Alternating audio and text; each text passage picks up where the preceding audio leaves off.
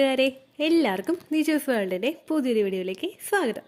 എല്ലാവരും സുഖമായിട്ടിരിക്കുന്നെന്ന് വിശ്വസിക്കുന്നു. ഞങ്ങളിവിടെ സുഖമായിട്ടിരിക്കുകയാണ്. അപ്പോൾ എല്ലാവരും സന്തോഷത്തോടെയും ആരോഗ്യത്തോടെയും ഒക്കെ ഇരിക്കുക കേട്ടോ.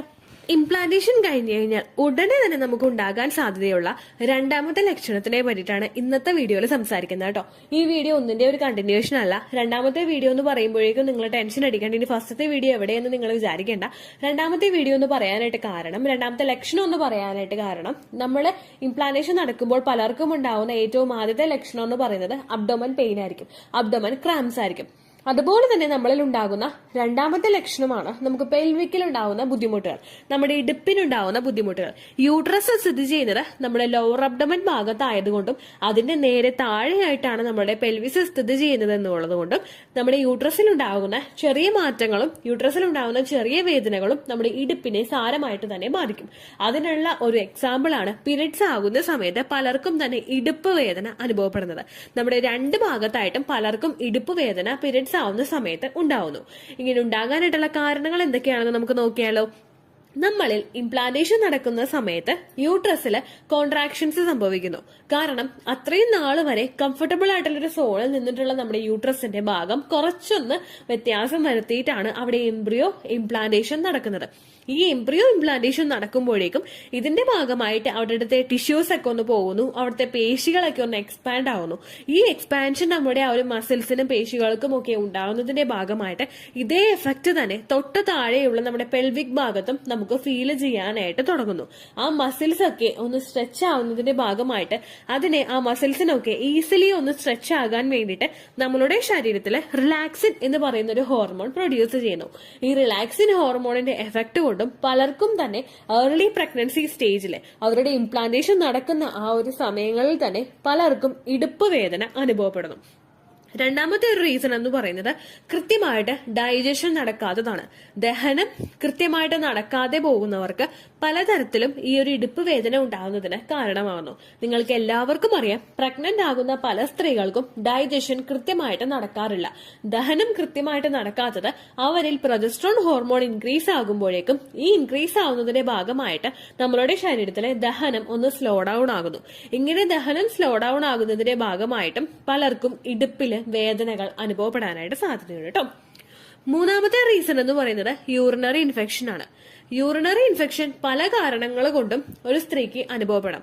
നമുക്ക് ഓൾറെഡി നമ്മുടെ യൂറിനറി ബ്ലാഡർ ഇൻഫെക്ഷൻ ഉണ്ടാകുന്നത് പ്രഗ്നന്റ് ആകുന്ന സമയത്തും പ്രഗ്നന്റ് അല്ലാത്ത സമയത്തും നമുക്ക് ഉണ്ടാകാം. യൂറിനറി ബ്ലാഡറിലല്ല, നമ്മുടെ മൂത്രം ഒഴിക്കുന്ന ആ ഒരു ഭാഗത്തായിരിക്കും നമുക്ക് ഏറ്റവും കൂടുതൽ ഇൻഫെക്ഷൻസ് അനുഭവപ്പെടുന്നത്. ഇങ്ങനെ ഇൻഫെക്ഷൻസ് നമുക്ക് ഉണ്ടാകുമ്പോഴേക്കും നമ്മൾക്ക് യൂറിനേറ്റ് ചെയ്യുമ്പോഴേക്കും പുകച്ചിലുണ്ടാകും, യൂറിൻ പോകുമ്പോഴേക്കും മഞ്ഞ കളർ ഉണ്ടാകും, ഭയങ്കര ബാഡ് ആയിട്ടുള്ള ഒരു സ്മെല്ല് ഉണ്ടാകും. ഈ ഒരു സ്മെല്ല് നമുക്ക് ഉണ്ടാകുന്നത് യൂറിനറി ഇൻഫെക്ഷൻ മൂലമായതുകൊണ്ട് പലരും തന്നെ ആന്റിബയോട്ടിക്സ് എടുക്കാറുണ്ട്. പലർക്കും അവരുടെ ഏർലി പ്രഗ്നൻസി സ്റ്റേജിലെ യൂറിനറി ഇൻഫെക്ഷൻ ഫീൽ ചെയ്യാറുണ്ട്. ഈ യൂറിനറി ഇൻഫെക്ഷൻ ഉണ്ടാകുന്നതും പെൽവിക്കിന്റെ ഭാഗത്ത് നമുക്ക് മറ്റുള്ള ബുദ്ധിമുട്ടുകളും അസ്വസ്ഥതകളും ഉണ്ടാകുന്നതിന് കാരണമാകുന്നു. യൂറിനറി ഇൻഫെക്ഷൻ വന്നു കഴിഞ്ഞാൽ നമ്മൾ സാധാരണയായിട്ട് വെള്ളം കുടിച്ചിട്ട് അതിനെ കൺട്രോൾ ചെയ്യാം എന്ന് വിചാരിക്കാതെ നമ്മൾ ഉടനെ ഒരു ഡോക്ടറെ പോയി കണ്ടിട്ട് ആന്റിബയോട്ടിക്സ് അതിന് കൃത്യമായിട്ട് എടുക്കുക. കൂടുതലായിട്ട് ഈ ഇൻഫെക്ഷൻ നമുക്ക് വരികയാണെങ്കിൽ, ഇൻഫെക്ഷൻ കൂടി പോവുകയാണെങ്കിൽ അത് പലർക്കും അവരുടെ കിഡ്നീസിൽ അഫക്ട് ചെയ്യുന്നതിന് കാരണമാകുന്നു. നമ്മുടെ ശരീരത്തിന്റെ പ്രവർത്തനം നല്ലതുപോലെ നടക്കുന്നതിന് ഇത് പ്രിവെന്റ് ചെയ്യുന്നുണ്ട് കേട്ടോ. അപ്പൊ യൂറിനറി ഇൻഫെക്ഷൻ നിങ്ങൾ ഒരിക്കലും കൺട്രോൾ ചെയ്ത് വെക്കരുത്. അല്ലെങ്കിൽ നിങ്ങൾ തന്നെ ഹോം റെമഡീസ് ഫോളോ ചെയ്തിട്ട് യൂറിനറി ഇൻഫെക്ഷൻ ക്യൂർ ചെയ്യാം എന്ന് വിചാരിച്ചിരിക്കരുത് കേട്ടോ. ഈ യൂറിനറി ഇൻഫെക്ഷനും പല സ്ത്രീകൾക്കും പ്രഗ്നൻസി സ്റ്റേജിൽ ഉണ്ടാകുന്നത് കൊണ്ട് അതിന്റെ ഭാഗമായിട്ടും ഇത്തരത്തിലെ ബുദ്ധിമുട്ടുകൾ നമുക്ക് അനുഭവപ്പെടാം. ഈ 3 റീസൺസ് കൊണ്ടാണ് നമുക്ക് പെൽവിക്കിന്റെ ഭാഗത്ത് വേദനകളും അസ്വസ്ഥതകളും ഉണ്ടാകുന്നത് കേട്ടോ. പെൽവിക്കിന്റെ ഭാഗത്ത് അസ്വസ്ഥതകൾ നമുക്ക് ഒരു കുഞ്ഞു വലുതാകുന്നതിനനുസരിച്ച് കുറേയും കൂടി കൂടുതലായിട്ട് അനുഭവപ്പെടാനായിട്ട് സാധ്യതയുണ്ട്. ഈ സമയത്തൊക്കെ നമ്മൾ സ്ട്രെച്ചിങ് എക്സസൈസും അതുപോലെ പെൽവിക്കിനെ കൂടുതൽ റിലാക്സ് ചെയ്യാൻ വേണ്ടിയിട്ട് സഹായിക്കുന്ന എക്സസൈസും ഫോളോ ചെയ്യുന്നത് എന്തുകൊണ്ടും നല്ലതായിരിക്കും കേട്ടോ. അത്തരം എക്സസൈസുകളെ പറ്റിയിട്ടുള്ള ലിങ്ക്സ് പല യൂട്യൂബ് ചാനലിലും നമുക്ക് കാണാനായിട്ട് സാധിക്കും.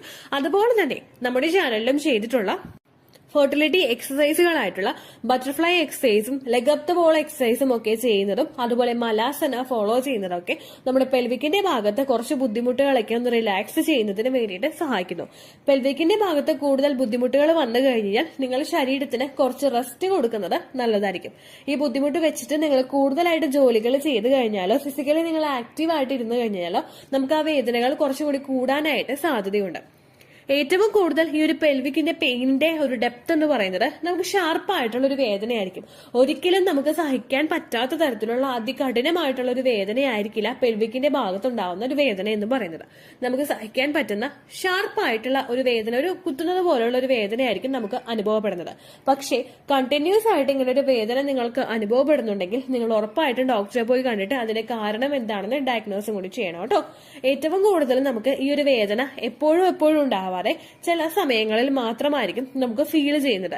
അങ്ങനെയുള്ള സമയങ്ങളിൽ നമ്മൾ ചൂട് പിടിച്ചു കൊടുക്കുന്നത് നമ്മുടെ ആ ഒരു സമയത്ത് ഒരു ആശ്വാസം കിട്ടുന്നതിന് വേണ്ടിയിട്ട് സഹായിക്കുന്നുണ്ട് കേട്ടോ. അപ്പൊ ഇത്രയും കാര്യങ്ങൾ നിങ്ങൾ കൃത്യമായിട്ട് ഫോളോ ചെയ്യുക. ഇംപ്ലാന്റേഷൻ നടക്കുന്നത് നമുക്ക് ഓവുലേഷൻ കഴിഞ്ഞിട്ട് 6 to 12 ഡേയ്സിനകത്തായതുകൊണ്ട് അതിനുശേഷം മാത്രമേ നമുക്ക് ഇത്തരത്തിലുള്ള ലക്ഷണങ്ങൾ റെക്കഗ്നൈസ് ചെയ്യാനായിട്ട് സാധിക്കുകയുള്ളൂ.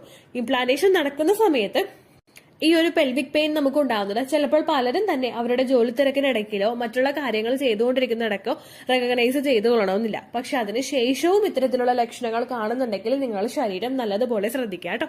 ഇനി ഈ ഒരു ലക്ഷണം നിങ്ങൾക്ക് കണ്ടുപിടിക്കാനായിട്ട് സാധിച്ചിട്ടില്ല എങ്കിലും നിങ്ങൾ വിഷമിക്കേണ്ട ആവശ്യമില്ല. ജസ്റ്റ് പീരിയഡ്സ് മിസ് ആകുന്നുണ്ടോ എന്ന് മാത്രം ശ്രദ്ധിക്കാം. പിന്നെ ഇത്തരത്തിലുള്ള ലക്ഷണങ്ങൾ വരുന്നുണ്ടെങ്കിൽ ധാരാളം വെള്ളം കുടിക്കുന്നതിനും നമ്മളുടെ ശരീരത്തിനെ ഒന്ന് സപ്പോർട്ട് ചെയ്ത് കൊടുക്കുന്നതിനും നിങ്ങൾ ശ്രദ്ധിക്കുക.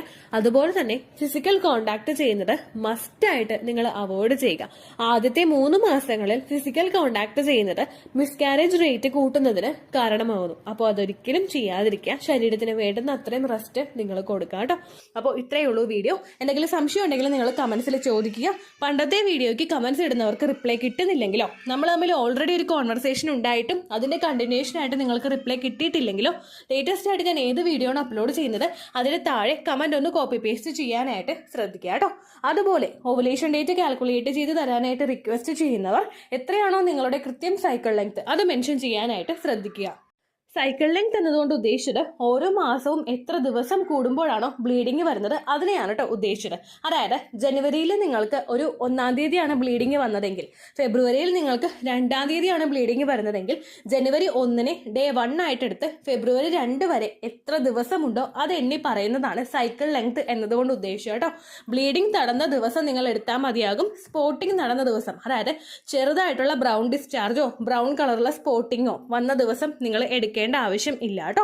അപ്പോൾ ഇതുപോലെ തന്നെ നിങ്ങൾ ശ്രദ്ധിക്കുക. സൈക്കിൾ ലെങ്ത് ചോദിക്കുന്ന സമയത്ത് എന്നാണോ ഡേറ്റ് അത് നിങ്ങൾ മെൻഷൻ ചെയ്യാതിരിക്കുക. അതായത് ചില ആളുകൾ ജനുവരി 16 ഫെബ്രുവരി 14 അങ്ങനെ പറയും. അങ്ങനെ പറഞ്ഞുകൊണ്ട് കാര്യമില്ല കേട്ടോ. അപ്പോൾ ഇത്രയേ ഉള്ളൂ വീഡിയോ. അടുത്തൊരു യൂസ്ഫുൾ വീഡിയോ ആയിട്ട് നമുക്ക് വീണ്ടും കാണാം. ബൈ.